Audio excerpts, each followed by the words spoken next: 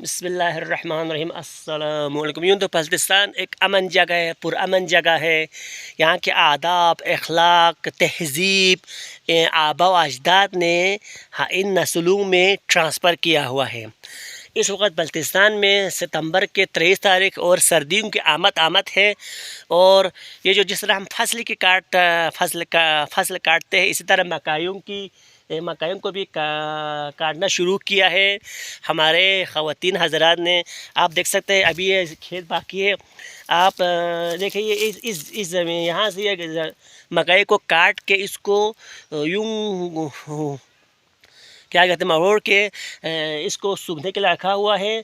और आगे भी ये जो मकई है काट रहा है। और ये सर्दियों में बकरियों के लिए, गाय के लिए, मवेशियों के लिए, जानवरों के लिए चारा तैयार करते हैं। मज़े आप देख सकते हैं।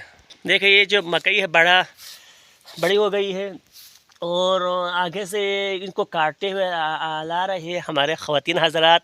और उसको यूँ दो अफराद के बीच में इसको मोड़ कर उसको सूखने के लिए रखते हैं। और 9 अक्टूबर के 20-25 को सूखने के बाद इसको ले जाकर हम कमरों में या किसी ऐसी जगह जहाँ पर बारिश ना पड़े, मिसाल के तौर पर इस तरह करके छत के नीचे इसको रखते हैं। सर्दियों में दिसंबर, जनवरी, फरवरी में आगे आने वाला अप्रैल तक बकरियों के लिए, गायों के लिए, मवेशियों के लिए चारा है ये। आप देख सकते हैं। हम आगे भी आपको दिखाते हैं। ये काट रहा है फसल, ये जो मकई काट रहा है।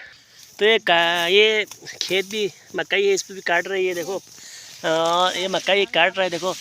और तेज़ काट रहे हैं। देखो ये अभी काटी है मकई। और इसको सूखने के बाद हम ले जाते हैं घरों में, ऐसी जगह बारिश बर्फ़बारी ना पड़े वहाँ पर रखते हैं। और नवंबर, दिसंबर, जनवरी, फरवरी, मार्च, अप्रैल तक ये बकरियों के लिए चारा है आगे तक।